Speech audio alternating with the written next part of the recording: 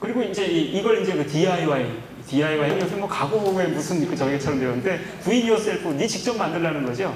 이게 원래 윌리엄 모리스라는 사람이 원래 20세기 초에 뭐 아나키스트죠, 이 사람.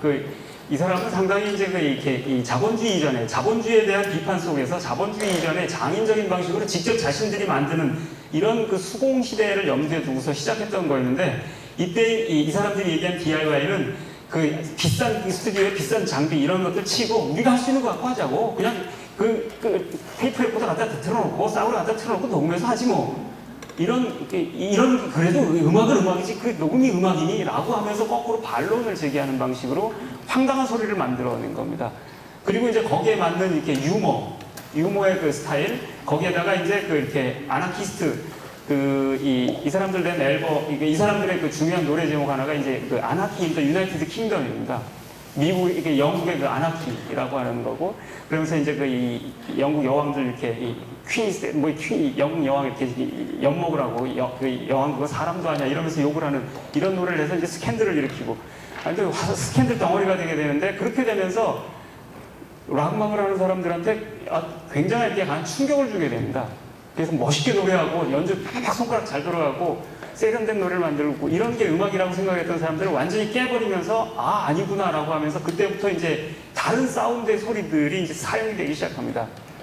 뭐 여러분 잘 아시는 뭐 이렇게 너바나나 이런 사람들 그런지라고 그러는 아주 거친 소리들 이렇게 이 소음 걸린 소리들 그 실험들은 이미 그 이전부터 있었지만 어쨌든 이런 것들이 쉽게 주류가 될 수 있었던 거는 이 펑크 혁명 때문이었습니다. 이 펑크는 그런 점에서 보면 자신들이 표명한 내용의 형식상에서 아나키즘을 표명을 했지만 그것 이상으로 그 이전에 사운드 그 자체를 구성하고 음악이란 무엇인가, 음악적인 감각이 무엇인가, 이런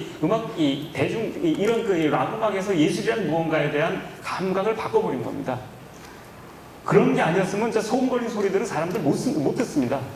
근데 그 뒤에 가면은 뭐 이렇게 그런지는 상당히 될 것도 아닙니다. 그 소니 규스라는 그룹이 혹시 아시나요? 소니 규스나 뭐 마이 블러드 발렌타인 이런 그룹들 음악은 아예 그냥 이 기타 이 조율을 우리가 아는 미라리 솔시미도 하지 않습니다. 이 4분의 1음 낮은 거, 4분의 1음 높은 거 이런 미분음을 씁니다. 그래서 기타 소리 자체가 일단 아주 듣기 힘듭니다. 근데 이제 그런 음악으로 소니 규스는 이제 이 티니지 라이엇, 10대의 폭동을 이제 선동을 하고 이게 대중적인 성공을 하기도 합니다. 이게 이제 이 말이 무언가 하면 대중들이 그것을 받아들일 수 있는 감각이 생겼다는 걸 뜻하는 겁니다. 그런 점에서 사실 이 사람들은 혁명을 한 겁니다, 혁명.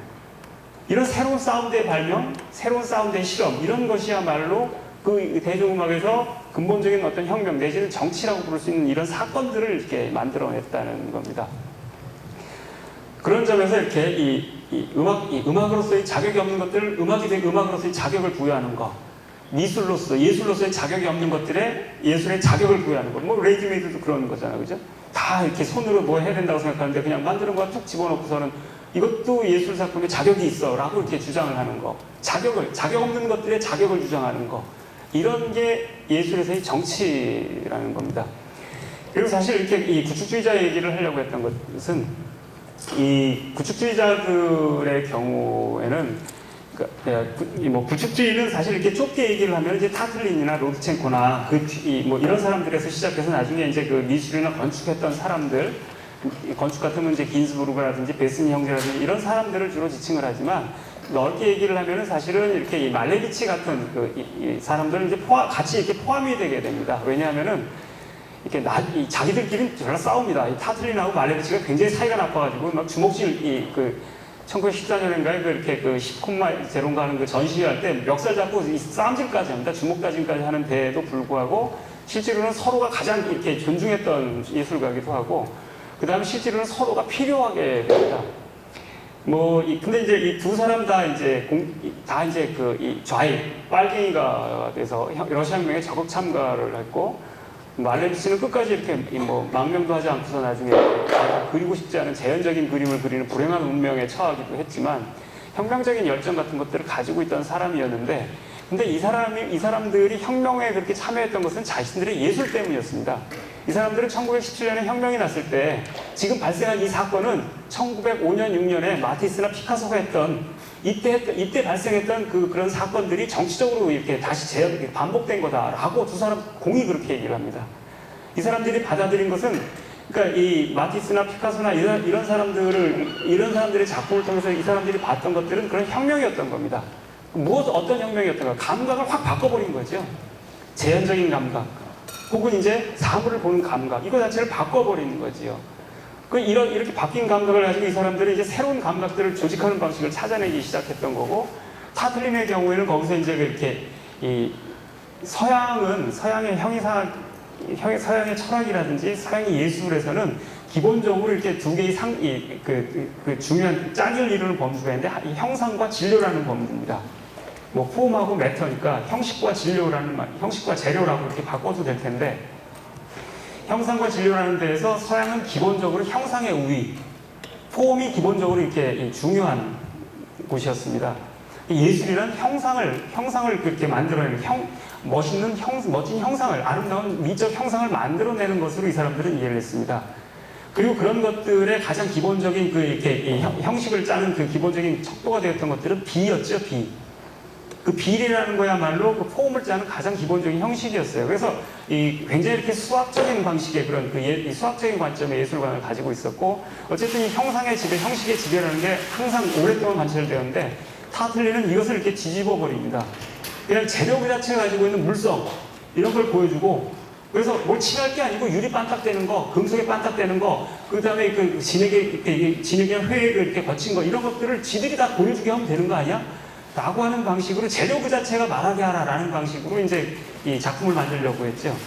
이런 의미에서 오래된 그 형상의 지배에 대해서 이렇게 형상의 지배를 전복하려는 그런 의미에서 상당히 철학적이거나 이렇게 예술적인 차원에서 혁명적이다라는 말을 쓸 수 있는 그런 면들이 틀림없이 있습니다. 근데 이렇게 하려고 해도 사실은 재료를 갖다 그냥 쳐발라놓는 것만 갖고 될 일은 없잖아요. 제가 그렇게 발라놓는다고 예술이 될 일은 없거든. 발라놨는데 멋있다, 이렇게 해야 되는 건데, 이렇게 하려고 그러면 거기에 적절한 어떤 새로운 형식이 필요합니다.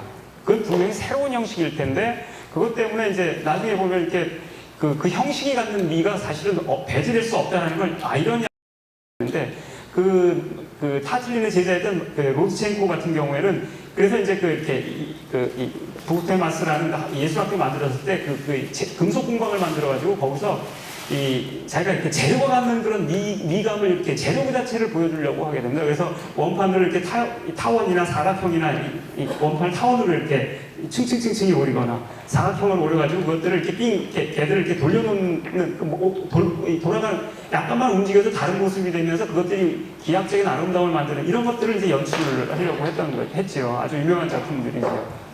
근데 그래서 이 사람은 분명히 이렇게 이 타틀린의 그런 입장을 명시적으로 따르고 있었음에도 불구하고, 근데 이게 보여주는 거는 역시 그럼에도 불구하고 폼이 중요하다는 걸 보여주는 거였습니다.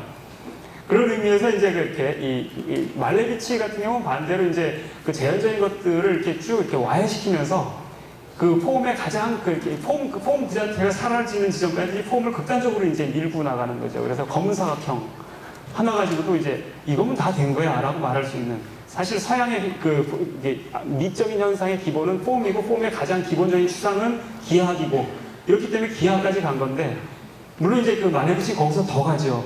그 흰 바탕 위에 흰 사각형을 그리게 됐을 때, 이제는 이제 이 형상과 배경의 구별도 사라지고, 폼 그 자체가 사라져버리는 어떤 그 절대적인 제로 포인트가 출현을 하게 되고, 이 사람이 이제 그 제로 포인트라고 부르는, 뭐 바르트라면 디그리 제로라고 했을 텐데, 이 0도의 지점까지도 이제 밀고 나가는데, 이 두 가지가 사실은 나중에 결합이 되게 되죠. 이러면서 이제 구축주의 미술이나 아니면 구축주의 건축, 특히 구축주의 건축이 그래서 이제 그런 기하학적인 미학 이런 것들을 강력하게 이렇게 추구를 하게 되는데, 이 구축주의 미학자, 구축주의 건축은 이제 건축사에서도 아주 이렇게 빠르고 선구적인 거였습니다. 우리가 지금 이렇게 익숙하게 있는 그 육면체 박스형의 이런 혹은 이제 기하학적인 형태의 이른바 장식 없는 그 건축물들. 사실은 장식이 없는 게 아닙니다. 그 장식의 개념이 달라진 겁니다. 그런데 어쨌든 이제 장식은 죄악이다라고 하는, 아돌프 로스라는 이렇게 20세기 초의 그 건축가가 한 얘기인데, 장식은 죄악이다라고 하면서 이제 고전적인 그런 장식들 있죠. 이렇게 이 그리스의 그 기둥이나 그 신전에서 나온 이런 뭐 몰딩이라든지 쇠실이라든지 뭐 이런 것들 그런 것들 제거해버리면서 기하학적인 형식 그 자체가 이제 남게 만들어버리는 이런 종류의 미학, 이런 게 이제 그 르꼬르비지에나 아니면 미스 반데어로에나 이런 사람들이 이제 이렇게 만들어진 건축물의 그 형식을 이렇게 특징 짓게 되는데, 이 사람들이 이렇게 한 건 20년대 중반 이후군요. 그러니까 미스가 가장 빠르다고 하는데, 미스가 만든 그 이렇게 그 이 유리 마철로 이런 건물의 기획안이 26년인가 그렇습니다. 근데 이 기하학적인 이런 건축물들의 그 실험 만들기도 하고 여러 가지 이렇게 그림, 페이퍼웍이 많았기 때문에 돈이 없어가지고 페이퍼웍들 이런 것들을 보면 20년대 초반, 중반부터 이미 그 이게 구축주의자들은 그리기 시작합니다. 그리고 그 구축주의를 서양에 알리는데 가장 중요한 역할을 했던 사람이 그 리시츠키라는 사람입니다. 그 프로운이라고 하는 새로운 예술을 위한 프로젝트를 줄여서 이제 프로운이라는 러시아를 줄여가지고 이렇게 그런 건데, 이걸 했던 리시츠키가 이제 그 유대인이고 이제 그 이 독일어를 잘해가지고 이제 서구에 알리는데 중요한 역할을 하게 됩니다.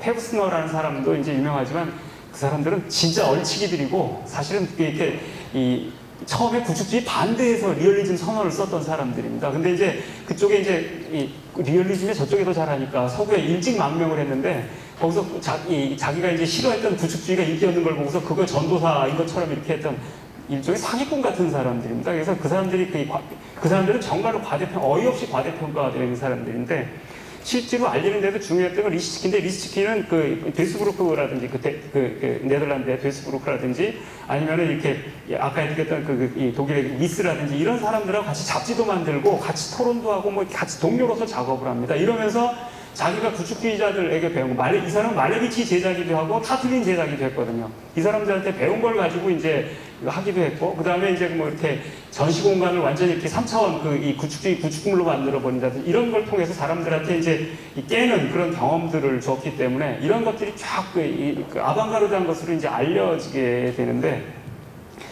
어쨌든 그걸 생각을 해보면은 건축에서 구축주의는 사실은 이렇게 이 서양의 모더니즘 건축보다 훨씬 앞서가면서, 영향은 물론 서로 주고받았지만 훨씬 앞서간 면이 있습니다.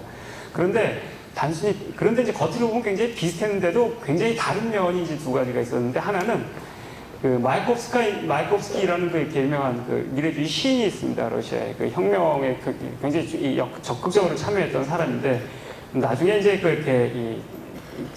자살인지 타살인지 의문사를 이제 하게 되는데, 자살했다라고 보통 알려져 있는데, 이 사람이 이제 구축주의자들하고 같이 작업을 하면서 이 구축주의라고 하는 게 기계 미학이 돼서는 안 된다 하는 이런 얘기를 한 적이 있습니다. 왜냐하면 그 서양 모더니즘 건축이 기계 미학, 자동차라든지 사일로라든지 이런 거 보고서 저렇게 지어야 되는 거야 건축은. 이게 이제 르꼬르비지에가 새로운 건축을 향하여라는 데서 했던 건데, 그건 기계 미학이라고 이제 비판을 합니다. 그러면서 거꾸로 이렇게 혁명의 응축기가 되어야 된다. 건축물이라는 게 사람들한테 새로운 삶을 이렇게 만들어낼 수 있는 관계를 만들어내는 그런 공간을 만들어내는 거, 이런 게 되어야 된다라는 그런 문제의식을 강하게 가지고 있었습니다. 그걸 이제 소셜 콘덴서라고 긴즈부르크가 그런 표현을 쓰는데, 사회적 응축기, 그래서 노동자 클럽이라든지 이런 것들에 굉장히 관심을 갖고 열심히 이렇게 만듭니다.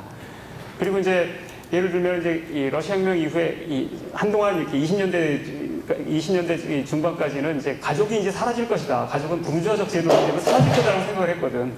근데 가족이 사라지면 그 다음에는 어떤 관계가 남을 것인가, 혹은 가족이 사라지면 이제 건축을 할 때, 집을 지을 때 어떻게 지을 건가. 그렇지 않습니까? 지금 집은 기본적으로 다 가족을 전제로 해서 짓고 있잖아. 가족이 사라지면 집을 어떻게 지어야 되지? 이런 상황, 이런 것들을 이제 이렇게, 이게 이제 내용의 측면에서 이제 그 혁명과 건축이라는 것들을 연결하려는 그런 시도였다고 한다면, 다른 측면에서는 이 모더니즘 건축은 이제 미스가 특히 그런데, 이 사람은 이렇게 이 사람은 이제 굉장히 진지한, 굉장히 프로테스탄적인 진지함을 가지고 있는 사람이어서 구조적인 관계가 정직하게 드러나는 이런 미학을 추구를 했습니다. 그러다 보니까 수평과 수직, 수평, 받쳐지는 것과 지붕이죠. 받쳐지는 것과 그것을 받치는 기둥, 이게 기본적으로 드러나는 그런 구조를 만들고자 했고, 그러다 보니까 이 미스의 건축물들은 대부분 수평과 수직의 이런 사각형으로 되어 있습니다. 그리고 거기에 그 구조를 드러내기 위해서 커튼월이죠. 이렇게 유리벽을 주로 이렇게 둘러치게 됩니다. 그래서 받쳐지는 것과 받치는 것들의 관계가 명확하게 가시화되는 것. 이게 이제 미스가 생각했던 이렇게 이 건축 미학이었는데, 그게 이제 뭐 꼭 니스는 아니어도 기본적으로 이제 지금 우리가 흔히 맨날 보는 건물들 그렇지만 육면체 박스의 그 직각과 직선과 직각, 그리고 이제 수평과 수직 이런 건물들인데, 구축주의자들은 굉장히 사선을 즐겼습니다. 이렇게 비스듬한 선들, 혹은 이제 역으로 이제 역삼각형의 그런 느낌을 주는 그런 사선들을 자주 사용을 하게 됩니다.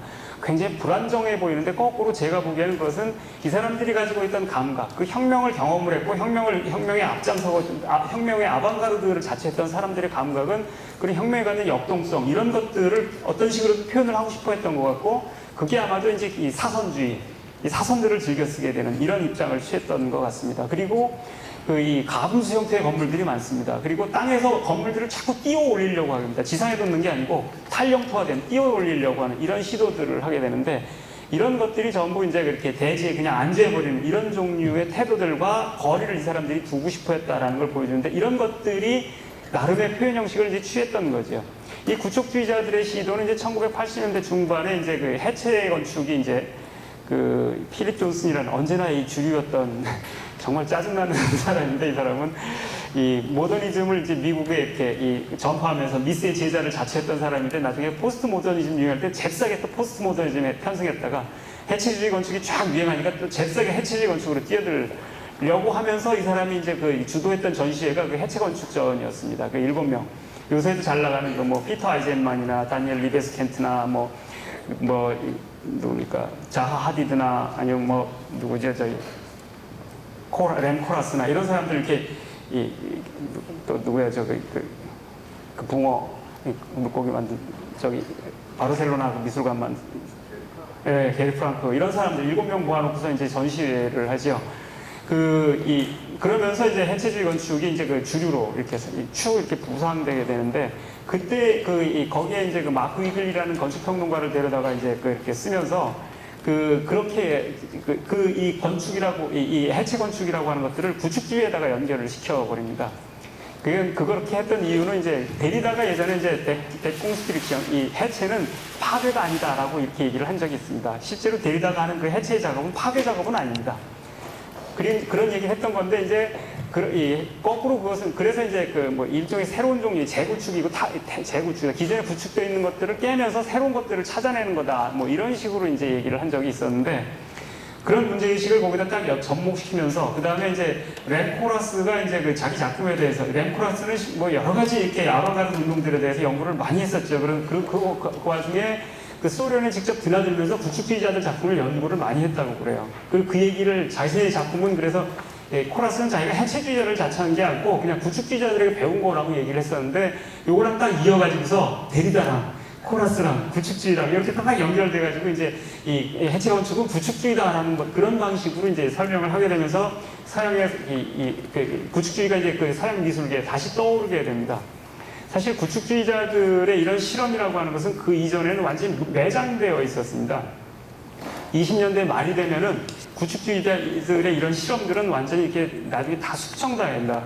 이 구축주의자들만은 아닙니다. 이 구축주의라고 하는 말은 건축에서 주로 이렇게 사용되기는 하는데, 이 사람들의 영향이라고 하는 거는 여러 예술에 그대로 다 영향이 퍼지게 되는데, 예를 들면은 그 에이전시 제임의 이렇게 유명한 영화들 있지 않습니까? 전환 포점킨이라든지 아니면 10월이라든지 파업이나 이런 걸 보시면은, 이 사람이 미장센을 만들어내는 방식이라고 하는 것은 대단히 기하학적이라는 걸 알 수 있습니다.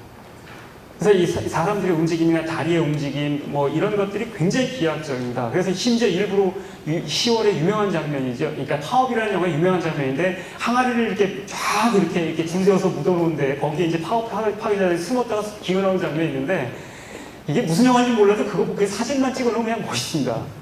그 다음에 이 전화 포템킨의 유명한 이렇게 오데사 계단, 그거 보면 이 계단의 수평선, 그리고 거기에 이렇게 마주 서 있는 이렇게 대중들의 수직선, 그리고 저 위에서 내려오는 병사들의 수직선, 혹은 이제 그런 장면, 요것만으로도 그냥 그 자체로 사진 하나 딱 스틸로 걸어놔도 작품이다라고 하게 만들어놓은 이런 식으로 이제 만드는데, 이게 다 구축주의자들에게서 배운 겁니다. 그리고 이제 이 사람이 연출에 영향을 주었던 사람은 메이어 홀드라는 그 연출가인데, 이 사람은 대단히 이렇게 이 기하학적인 방식의, 그래서 이 사람은 어떤 걸 이렇게 스토리를 재현하는 이런 데는 관심이 없었습니다. 무대 위에다가 그 자체로 진짜 딱 하나하나의 컷이 이 구축주의자들의 그런 이렇게 예술 작품이 될 것 같은 그런 걸 만드는 겁니다. 그래서 배우들을 이렇게 쭉 이렇게 부채꼴로 이렇게 늘어놓는다든지, 뭐, 아니면은 그 나중에 오선웰스 영화에 비슷한 것들을 본 것 같은데, 이렇게 거울들이 쭉 이렇게 여러 개 있는데, 거울들이 있는 데서 다 사람이 갑자기 이렇게 다 일제히 문을 열고 고개를 빠끔히 내민다든지, 그래서 장면만으로도 기가 막힌 이런 것들을 만들었는데, 이 사람은 그걸 하기 위해서 이렇게 이 배우들의 훈련도 아주 다르게 시킵니다. 이 체조 선수처럼 어떤 동작 하나하나, 미분적인 동작 하나하나를 정확하게 하는 훈련들을 이렇게 시켜서 연극 연출을 완전히 바꿔놓는데, 이 연출 개념이 이제 배우들의 동작도 기하학적인 방식으로 이 소품들과 같이 배열하게 만드는 이런 식의 연출을 했던 거고, 이게 이제 에이전시전에 영향을 미쳤던 건데, 이 사람의 무대를 만들었던 게, 이 메이어 홀드는 이제 극장장을 했는데, 메이어 홀드의 영국의 극장의 무대들 자체가 전부 구축주의자들 작품이었습니다. 타틀린이라든지 아니면 로드첸코의 부인이었던 스테파노바라든지, 구축주의자들은 그때 건축을 할 돈이 별로 없었거든요. 다들 먹을 것도 없는데 뭔 건축이 하니까 다 페이퍼워크만 했었는데, 실제로 자기가 할 수 있는 건 포스터 만드는 거 아니면 연극 무대 만드는 거였어요. 근데 연극 무대를 만드는 걸 굉장히 이렇게 이 사람들 열심히 하는데, 그게 다 나중에 이렇게 나왔는데, 베냐민이 이제 한때 이렇게 한 달 반 정도 자기가 좋아하는 여자 때문에 이제 모스크바에 들어가서 이렇게 산 적이 있는데, 베냐민이 열심히 쫓아다니면서 본 게 메이어 홀드의 영화하고, 자기 그 애인이 그 연극을 했었거든. 그래서 메이어 홀드를 만날 수도 있었고, 메이어 홀드의 그 무대들도 다 볼 수가 있었고, 이게 연극을 계속 봅니다. 그 다음에 통역자 데리고서 에이전시에 있는 영화를 그때 봅니다. 그래서 그 30년대, 30년대 초에 이미 에이전시에 대해서 어떤 평론가가 쓴 걸 막 통박하는 글도 씁니다. 이 사람은 구축주의자들의 미술작품에 대해서 별로 좋아하지는 않는데, 이 연극이나 에이전시 이런 것들을 보면서 이 사람은 새로운 감각을 느꼈던 겁니다. 그래서 아우라가 사라진 시대에 대해서 절망하지 않고, 하이데거라든지 아도르나 이런 사람들은 총체성이 사라진 시대에 대해서 이렇게 굉장히 분노하고 절망하면서 그것들을 어떻게 극복할 것인가 라고 하는 그런 방식의 이렇게 그게 이제 대부분의 사람들이 취했던 철학적 입장인데, 이 베냐민이라는 사람은 아우라가 사라진 시대 그걸 긍정해야지, 받아들이는 거야. 그때 예술은 어떻게 될까? 이런 완전히 다른 방향을 갈 수 있었던 것은 구축주의자들의 영향이었다라고 말할 수 있습니다. 이런 의미에서 정말로 감각의 혁신, 감각의 혁명 이런 것들을 이뤄냈던 시도였는데, 이 시도들은 이제 뭐 다른 것도 그랬지만 이제 일단 당 간부들이 받아들이지 못하고, 그러니까 자들 뭐 하는 거야? 돈 줬더니 저 건물 저런 거 만들고, 그 다음에 이제 당대의 이렇게 다른 예술가들 이런 사람들이 그걸 못 받아들입니다. 이 새끼들 저게 무슨 예술이야? 아주 이제 통렬하게 비난을 하고, 대중들도 그렇습니다. 아름다운, 이제 혁명에서 우리가 주인이라고 그러길래 우리 집 지어준다길래 아름다운 집을 지어줄 줄 알았더니 신발상자 같은 집을 지어주고 있네 라고 이제 비난을 하니까, 이제 이런 것들을 이용을 해서 다 수청을 해버립니다. 그래서 그래서 메이어 홀드는 강제 수용소 들어가고, 에이전시에는 작품을 못 만듭니다. 나중에 가면은 에이전시에는 이미 20년대 중반부터 이렇게 세계적인 스타를 떴기 때문에, 이렇게 이미 모스크바 그 대학의 이제 영화과의 대교수가 됐는데, 스탈린이 너무나 관심을 가지고서, 야, 너 이번에 영화 어떻게 만들면서 계속 참견을 하니까, 스탈린 취향대로 만들 수는 없잖아. 그거 진짜 한심한 일이지. 그렇다고 자기 취향대로 만들면 수청당할 게 뻔하니까, 옆에 있는 사람들 수용소 가고 죽고 이러는 거 보니까 못 만듭니다. 그래서 뒤로 가면 작품이 없습니다. 아예. 작품 만들기 위해서 저기 미국에 어떤 돈 받아가지고 거기 멕시코 만세 이런 거 만들겠다고 거기 가고 그럽니다. 얼마나 황당한 일인가 하는 생각이 드는데, 그 마이콥스키는 이제 뭐 자살인지 타살인지 알 수 없는 죽음을 갖게 되고 이렇게 되는 거죠. 그런 점에서 보면 사실은, 그러니까 이 사람들이 수청되면서 매장되고, 그러면서 사회주의 리얼리즘이 승리했다라고 하는 것은 20세기의 아방가르드적인 이런 새로운 감각의 혁명, 이 사람들이 했던 건 그런 점에서 자신들도 알고 있었듯이 예술에서 정치를 했던 거였는데, 이 구축주의자가 했던 예술에서의 정치라는 건 정치적 예술이어서 그런 게 아닙니다. 이 빨간 집을 짓고 이런 게 아니니까, 새로운 감각을 가지고 새로운 집을 만들고 건물을 만들고, 혹은 새로운 무대를 만들고 새로운 영화를 만들고 이랬던 것들이었는데, 이런 것들이 19세기적인 것들에 길들여 있는 낡은 감각이라는 건 쉽지 않습니까? 누구나 다 우리들이 갖고 있는 감각이니까, 이런 것들을 깨는 것들을 이 사람들이, 정치적 전의를 자처하는 사람들이 받아들이지 못했고, 이걸 수청하게 되는 순간 사실은 감각혁명은 끝난 거였고, 그때 이미 정치적 혁명도 끝난 거였다라고 봐야 된다고 저는 생각을 해요. 그렇게 되면서 그 다음에 이제 스탈린주의 시대로 딱 넘어가게 되는 겁니다. 그래서 이제 이렇게 제가 이렇게 좋아하는 일본 그 전후사, 50년대 그 탄광촌과, 큐슈의 탄광촌과 갖고 이렇게 광부들의 공연 만들고 이런 거 활동을 하던 그 이렇게 사상가가 있습니다. 타니가와간이라는 사람이 있는데, 이 사람이 이제 이렇게 혁명을 하기 전에 우리 그러니까 혁명 정부를 만들기 전에 감각의 공연 정부를 감각의 혁명 정부를 먼저 만들어야겠다고. 전의를 자처하는 자신이 그 혁명을, 그러니까 자신의 감각을 혁명하지 않고 변형시키지 못한다면 혁명은 불가능한 거라고. 이런 얘기를 한 적이 있습니다. 이제 이런 것이 이제 거꾸로 이제 이런 관점에서 본다 그러면은 사실은 이제 이런 감각의 혁명, 보이지 않는 것을 보이게 만들고 들리지 않는 것을 들게 만드는 것, 이런 것이야말로 정치다라고 말한다면 20세기 예술의 역사는 정치의 역사입니다. 예술에서 정치의 역사라고도 말할 수 있습니다. 너무나도 정치적인, 어떤 시대보다도 정치적인 그런 역사라고, 정치적인 예술사라고 말을 할 수가 있는데, 그리고 그런 점에서 이제 그럼에도 불구하고 정치 예술에 대해서 가장 많이 생각하는 사람들은 가장 이해할 수 없는 그런 정치였다는 점에서 아이러니라고 얘기를 할 수 있겠죠. 분명한 건 어쨌든 간에 이제 구축주의자들의 경우가 잘 보여주는 것처럼, 그리고 이제 그 20세기 예술가에서 잘 보여주는 것처럼 예술에서의 정치라고 하는 것은 정치적 예술이 아니라는 겁니다. 그리고 거꾸로 그럴 때 비로소 우리는 예술이라고 하는 것들, 그 예술 안에서 새로운 것들을 끊임없이 시도하고 실험을 하고 새로운 감각, 새로운 표현 형식, 이런 것들을 만들어내는 시도들, 이런 것들이 사실은 정치라는 말을 통해서 사람들의 삶을 바꿀 수 있다라고 하는 걸 보여주는 거기도 합니다. 그런 것이 없다면 예술이라는 것들은 그냥 즐기는 거, 그냥 좋네, 오락에 지나지 않는 걸 겁니다. 예술이 오락과 다를 수 있는 것이 될 수 있다 그러면은 그것을 대면한 사람들의 감각을 바꿔버리고 다른 감흥과 다른 세계를 보게 만드는 이런 이런 능력, 이런 것 때문이 아닌가 생각이 들고, 이런 것이 예술에서의 정치에서 본질적인 것이 아닌가 생각을 합니다. 일단 여기까지 하겠습니다.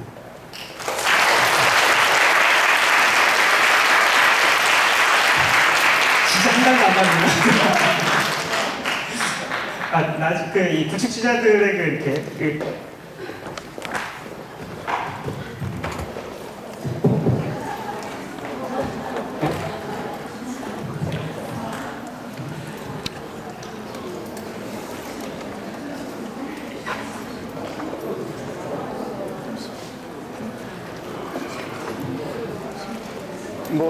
여보세요?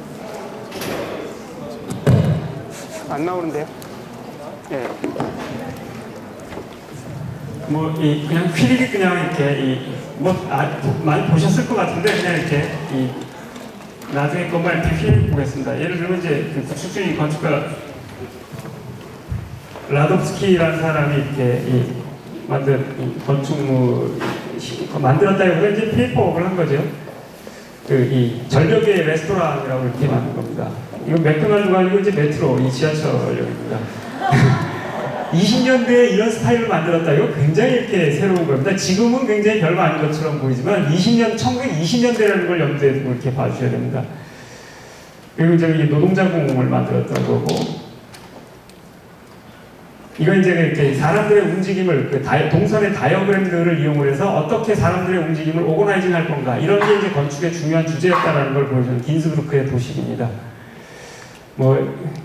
이걸 이제 리시츠키가 만든 그 레닌 연설단인데 사선을 아주 이렇게 즐겨 쓰지요. 그리고 1925년인가 이제 파리 무슨 장식박람회에 제출했던 소비에트관인데요. 유명한 건물입니다. 메리니코프라는 이 사람이 이제 만든 건데, 굉장히 이렇게 모던하죠. 근데 여기서도 굉장히 이렇게 사선이 중요한 역할을 하는데, 이게 평면도입니다. 평면도인데 평면에 그 축이 이렇게 사선으로 그어져 있습니다. 그죠? 평면의 축이 이렇게 사선으로 그어져 있고, 계단이나 이런 데나 사선을 아주 즐겨 써서 굉장히 이렇게 흘러내리는 듯한 기이한 형상을 만들고, 심지어 이렇게 이 격자를 쓸 때조차도 이것을 사선으로 커팅을 합니다. 사선을 굉장히 이렇게 중요하게 사용을 한다는 걸 이제 알 수 있습니다. 이건 역시 메리니코프가 만든 이렇게 노동자회관인데, 이 건물 이렇게 보시면은 요것만 이렇게 떼서 보면은 코라스가 이렇게 자주 사용하는 그런 모티브, 펜트레거를 길게 들여가지고서 이렇게 기우뚱해서 이렇게 들어놓는 이런 스타일을 잘 쓰고 있음을 보여주는데, 근데 이제 이 사람은 이제 그렇게 한 건 아니고, 이런 것들로 이제 균형을 잡아주는, 그런데도 사실 대칭성 같은 것도 없고, 아주 이렇게 혁신적인 스타일을 만들어냈습니다. 뭐 이거는 이제 해체주의자들의 이제 작품인데 이제 그다음에 이거는 이름이 갑자기 생각이 안 나네. 하여튼 그 레닌 그 이렇게 이 레닌 도서관을 이제 만든 겁니다. 이건 이 리시츠키가 이제 이 상업용 곡물로 만든 건데 이렇게 이 가분 수용으로 지상으로부터 들어올리고 탄력투하시켜서 만드는 이런 형태들. 이것도 이제 땅으로부터 이제 들어올렸죠. 그리고 이게 이제 이렇게 이 건축주의자들이 만들었던 이 연극 무대입니다. 이 메이홀드의 연극 무대입니다. 이거 자체가 이제 작품이다라고 하는 것들은 뭐 쉽게 이해할 수 있죠. 뭐 이것도 그렇습니다. 이 연극 무대, 그 다음에 이제 이 사람들, 이거 전체가 이제 하나의 이렇게 예술 작품인 것처럼 사진 찍으면 그냥 그 당시 사람들, 아방가르드 화가들 그림 같은 이런 것들로 이제 무대를 만들었습니다. 이것도 이제 메이홀드의 연극 한 장면인데요. 정말 멋있지 않습니까? 이 문 살짝 열리면서 사람들이 나오고 그 앞에 있고 이런 기하학적인 형상 그 자체를 이 사람은 이렇게 즐겼던 겁니다. 이것도 이제 메이홀드 연극인데 이 의상이나 이런 것들은 이제 스테파노바라는 로스첸코의 부인이 이제 디자인을 한 겁니다. 그리고 이제 이것도 이제 연극의 한 장면인데, 그러니까 이런 연극을 하려고 했을 때 이것은 사실은 우리가 하는 연극하고는 완전히 다른 거였다라는 것을 이제 보여주지요. 이걸 위해서 이게 연극 교본입니다. 연기 교본입니다. 이런 훈련들을 이렇게 시켰던 겁니다. 그리고 이제 이건 에이전 시제인의 아까 더널 포테핀에서 유명한 오데사 장면이죠. 그냥 이거 자체만으로 이 강력한 수평선들의 이렇게 중층들, 거기에 이렇게 내려오는 이 병사들과 서 있는 여성들, 흩어져 있는 이 시체들, 이런 것들의 선의 배치, 그 자체만으로 어떤 미적인 효과가 있다는 것을 이제 이 사람은 보여주고 있죠. 이것도 이제 1920년대입니다. 20년대 중반. 이것도 이제 직선과 계단, 그리고 이게 원, 이런 기하학적인 형상 그 자체만으로 이제 이 부조화 불균형, 그런 점에서 위태로운 이런 감각들을 이제 만들어내고 있죠. 이게 이제 파업이라는 영화에서 유명한 장면입니다. 이런 것들을 묻어놓고 여기서 사람들이 쭉 이렇게 소상하게 만드는 정말 멋진 장면이지요. 근데 이제 이런 것들이 다 이제 수청되고 이런 게 남는 겁니다. 이건 잘 그린 그림이긴 하지만, 그 다음에 이제 이 신발 상자 같은 건물들 대신에 이런 이렇게 보존적인 그리스 신전을 역시 이렇게 모방한 이런 레닌 도서관이 아까 이제 이런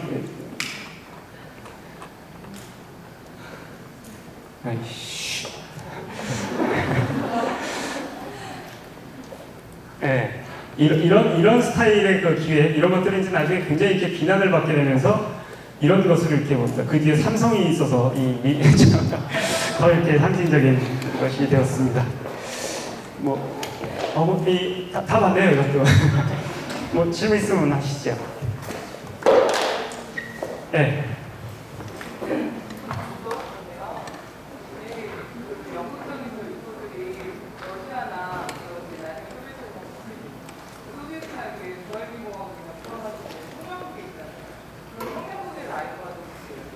아니요, 그 혁명국은 전부 이렇게 이 사회주의 리얼리즘 전통 속에서 만들어진다. 메이어홀드가 이제 소련 그 당시 이제 모스크바 극장장을 하던 사람이었는데 중요한 인물 중에 하나였는데 경쟁자가 이제 스타니슬랍스키라는 사람이었습니다. 이 스타니슬랍스키라는 사람은 이제 이 사람의 연기론이나 이런 건 굉장히 유명하죠. 이 리얼리즘 연극에서 굉장히 이렇게 유명하고 중요한 사람인데 스타니슬랍스키가 이제 이렇게 주류가 되고 이 권력을 잡게 되고 메이어홀드는 이제 이렇게 수용소로 가고 그래서 이제 리얼리즘 연기도 이제 어떻게 이제 리얼하게 재현하는가 이런 게 중요한 연기가 되게 되고 내용도 이제 혁명, 피바다, 어머니 이런 것들이 이제 주된 저희가 되죠.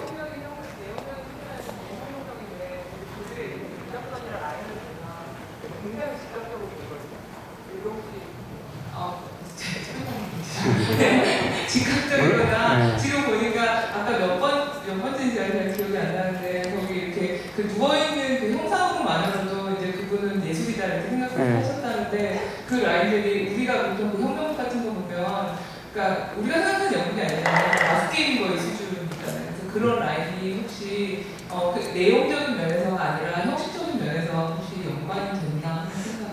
영향이 없었을 리는 없겠지만, 근데 이제 기본적으로는 그 사람들과 대결적으로 이렇게 만들어졌던 거였고, 뭐 그 사람들한테 중요한 것도 어떤 그 내용에서의 혁명성, 저 깃발 드는 노동자의 그 표정 같은 거, 그 표정의 리얼리티 이런 게 훨씬 더 중요했거든요. 그 사람들도 당연히 그 구도라는 게 있는 거고 구도 안에서의 기하학적인 그 배치라는 건 당연히 있을 텐데, 그러니까 그런 것들 그 자체가 중요한 그런 것들 자체가 이렇게 중요하게 전면에 부각되면 이제 부르주아 데카당스라고 이제 비난을 하게 됐거든요.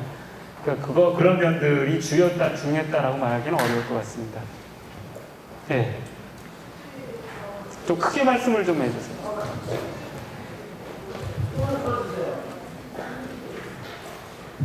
구축주의에 대해서 좀 더 공부하고 싶으면 혹시 추천해 주실 수 있는 책이 있는지. 구축주의 건축에 대해서는 이 아나톨 콥이라는 사람이 쓴, 원래는 구축주의 건축이라 그러는데 번역되면서 소비에트 건축이라는 제목으로 번역되어 나온 책이 있습니다.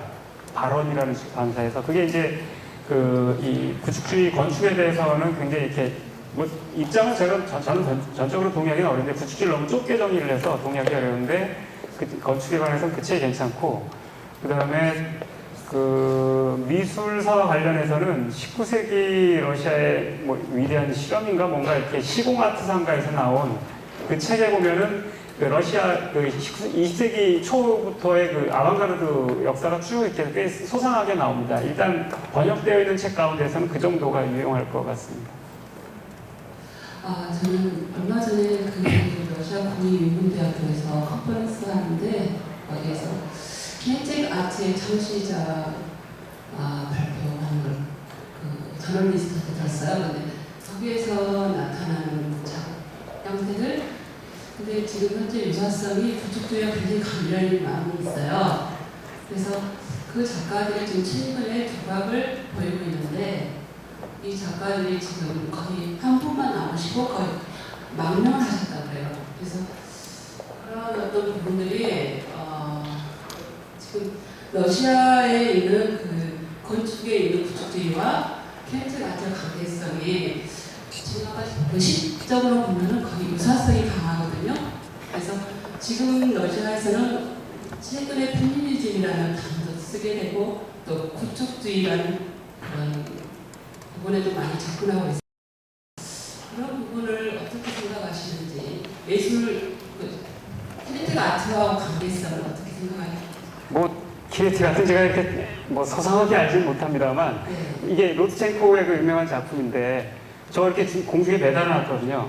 이거는 이제 원판을 저렇게 오려가지고서 거기다 이제 축만 약간 비스듬해가지고 돌린 겁니다. 계속 움직이게 돌리고, 이 사람은 이것만 한 게 아니라 타원도 했고 사각형도 했고 굉장히 많이 이런 걸 했어요. 이게 이제 재료 이 사람이 이제 그 공방에서 이렇게 했던 거였는데, 이런 면들 같은 것들은 사실 뭐 이렇게 이 선구적 그런 면에서 보면 선구자 찾기 좋아하니까 서양에서라면은 뭐 관련된 거 아닌가라고 이제 생각할 수 있을 것 같고, 이런 면만 말고 그 뭐 이 로트첸코도 나중에 이제 그 그림은 이제 마지막 그림이 이렇게 빨간색, 파란색, 노란색 이렇게 그냥 그 화면에다가 캔버스에다가 칠만 해놓은 거 이렇게 걸어놓고서 이제 세 개의 색 그려놓고 끝냅니다.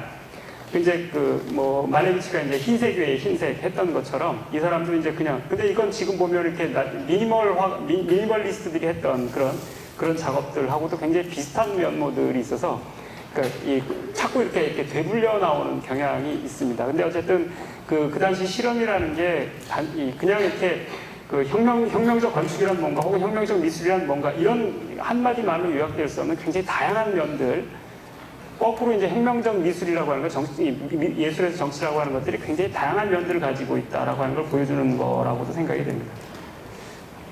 또 제가 키네틱 아트를 좀 자세히 알면 이렇게 어떻게 설명을 더 하겠는데, 키네틱 아트를 잘 몰라가지고.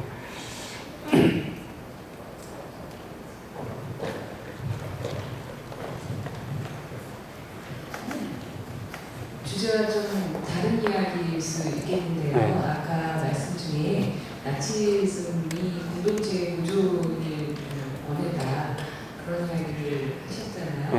근데 이제 최근에 그 마을 만들기라든지 공동체 구하기 이런 것들이 굉장히 중요하게 다루어지고 있는데, 이 부분에 대해서 의견을 좀 듣고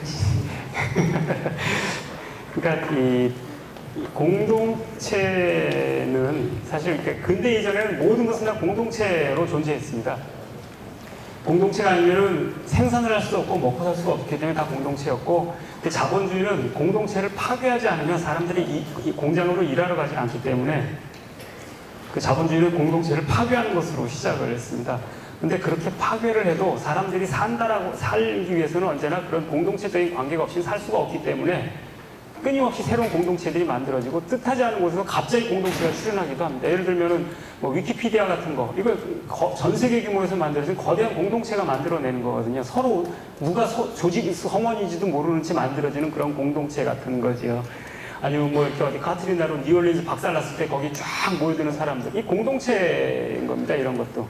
그리고 심지어 이렇게 이 자본주의적인 공간, 공장에도 이렇게 공동체적인 관계는 있다라고 얘기를 하는데, 어떤 제가 친한 인류학자 친구가 한 얘기인데, 야, 거기 망치 좀 줘. 그러면, 내가 이거 줄 텐데 너 나한테 뭐 줄래? 이렇게 안 하잖아요. 그러니까 뭐 주면은 그 대신 뭘 다른 걸 주는 거. 이런 게 이제 자본주의적 관계고 근대적 관계인데, 뭐 아무 대가도 없이 자하고 넘겨줄 때 이건 사실은 미시적인 차원에서 공동체적인 관계라는 거예요. 선물에 의해서 특징 지어지는 관계. 그런 점에서 공동체적인 관계는 사실은 편재해 있고, 자본주의가 없애도 없애지 못한 채 그냥 남아있고 끊임없이 다시 생겨난다고 할 수 있습니다. 그런데 이제 이런 그 공동체를 이렇게 그 자본주의가 박살을 냈기 때문에, 혹은 이제 특히 이제 그 산업혁명 이후에 기계혁명에 의해서 박살이 났기 때문에, 자연도 그렇고 자연적 공동체, 인간적 공동체들이 다 이랬기 때문에 그거에 대한 분노와의 정념, 이런 것들이 굉장히 강하게 있었고, 그 파시즘이나 나치즘의 경우에는 그게 굉장히 강했습니다. 그리고 이제 그런 것 때문에 공동체를 파괴한 이것들에 대한 분노를 이렇게 여러 가지 방식으로 이렇게 표현을 했던 거고, 그것들을 파괴한 세계에 대한 혐오의 정념, 이런 것들 속에서 그 세계를 이렇게 절멸시키고 싶다라는 이런 죽음으로 향하는 이런 욕망 같은 것들도 만들어내게 됩니다. 근데 이제 무엇보다도 이렇게 그런 점에서 이렇게 그리고 이제 또 하나는, 이런 어디나 이제 그런 게 나타나기 쉬운데, 공동체라고 하는 것들은 어디나 있지만 그 공동체라는 것들은 자기들 안에만의 관계로 다치고 폐쇄되기가 쉽습니다. 왜냐하면은 뭐 우리도 그렇잖아요. 친한 사람들이 형성이 되면은 그 친한 관계를 더 이상 교란시키는 요인들을 이렇게 안 받으려고 하게 됩니다. 이게 흔들리게 되면, 그리고 이제 심지어 이런 공동체적인 관계가 교란되게 되면 이걸 흔든 자들, 여기다 이질적인 것들을 끼워놓은 외부자들에 대해서 그들이 탓이다라고 탓을 돌리게 됩니다. 그러면서 그들을 이제 징치하게 되고 그들을 없애버리려고 하게 되면서 이질성과 외부성 이런 것들을 배제하려고 하게 되면은, 이제는 이제 그 공동체라는 것들을 보존하는 것이 공동체를 위협하는 이질적인 외부자들을 배제하고 제거하는 이런 것으로 확 바뀌게 됩니다. 나치즘이 문제가 되는 건 공동체를 보존하려고 했다라고 하는 것보다는, 오히려 이제 이 공동체를 보존하기 위해서 이것들 교란한 자들인 외부자들, 집시, 유대인 아니면 다른 것들, 이런 것들을 속죄양으로 삼으려고 했다라는 거하고, 그 다음에 이제 그 새로운 방식의 공동체들을 이 자본주의와 기계문명이 지배하는 세계에서 이 속에서 새로운 공동체를 새로이 끊임없이 만들 새로운 걸 하려고 했다기보다는, 이런 것들을 깨버린 것들에 대한 분노와 원한의 정령으로 차라리 그 같은 세계를 뽀개버리자라고 하는, 세계를 정화하자라고 표현합니다. 세계를 정화하려고 하는 이런 시도 속에서 파괴, 전쟁 이런 것들로 나아갔다는 것, 이것이 문제였을 거라고 저는 이제 생각을 합니다. 네. 예, 좀 사진하고 평면 자료가 좀 없어서 좀 아쉽긴 했는데요. 혹시 그 브루스키나 좀 이런 스트루스 같은 것들, 이런 구축주의 라인을 딱 좀 그 라인을 이제 누구요? 안드레아스 브루스키나 좀 잘 모르겠는데. 예? 독일 사진 작가 잘 모르겠습니다. 죄송합니다. 자, 여기 예? 이거요? 이거는, 그러니까 이 원판을 이렇게 아무것도 손대지 않고 이 재료 그 자체를 이렇게 계속 이렇게 칼질만 한 거잖아요. 쪼개고, 그 다음에 거기다 이렇게 축 하나 걸어놓고서 돌린 거잖아요. 그런 점에서, 그런데도 이렇게 멋진 형상이 만들어지잖아. 이거는 재료 그 자체가 보여주는 거다라는 거죠. 아까 얘기했듯이, 이렇게 이 형상의 지배에 대한 이 재료의 반란, 재료 그 자체가 말하게 하고 재료 그 자체가 하는 힘을 보여주겠다. 이게 구축주의자 타트린의 문제의식이었는데 로트첸코가 이걸 할 때 그 문제의식도 그런 거였거든요. 그런 점에서 재료 그 자체가 보여주는 미적인 효과 이런 것들을 보여주는 사례로 자기가 만든 거지. 네, 감사합니다. 우리 이진경 선생님께 큰 박수로 좀 부탁드립니다.